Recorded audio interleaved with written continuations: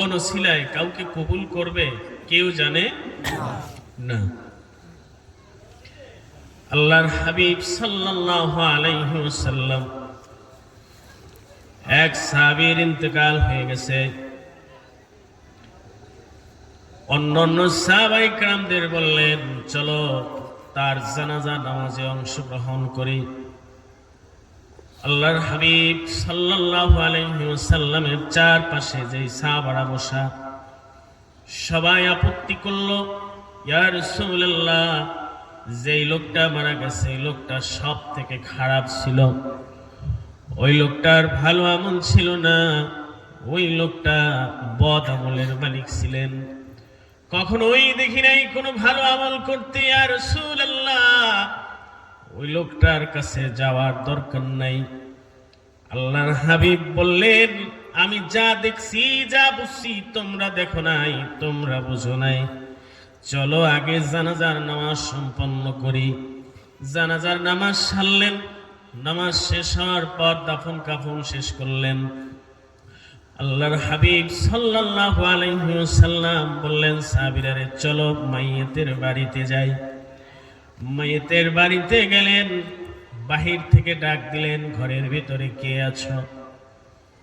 ঘরের ভিতর থেকে মহিলাদের আওয়াজ, ঘরের ভিতরে পুরুষ কেউ নাই, আমি একমাত্র মহিলা ঘরের ভিতরে আছি। বলেন কিসের জন্য আসছেন? বাহির থেকে জওয়ানের উত্তর আসলো, আমি মুহাম্মদুর রাসূলুল্লাহ সাল্লাল্লাহু আলাইহি ওয়াসাল্লাম, আমি তোমার কাছে জানতে আসছি তোমার স্বামীর জীবনে এমন কি কোনো ভালো আমল ছিল, আমাকে জানাও।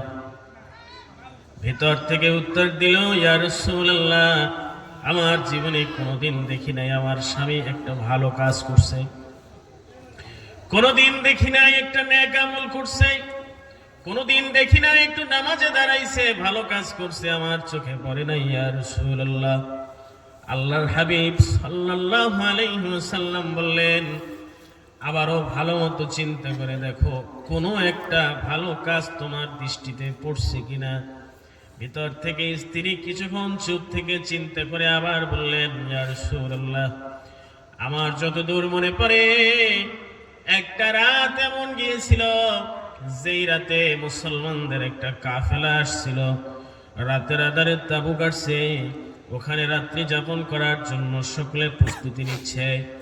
এমতো অবস্থায় আমার স্বামীকে কেউ কিছু বলে নাই, কিন্তু আমার স্বামী সারা রাত তাদের তাঁবু পাহারা দিয়েছিল।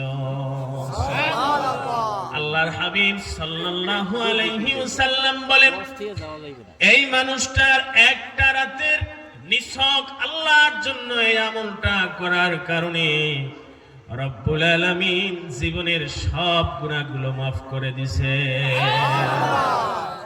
এজন্য কার কখন কোথায় নসিবে ক্ষমা লেখা আছে কেউ জানে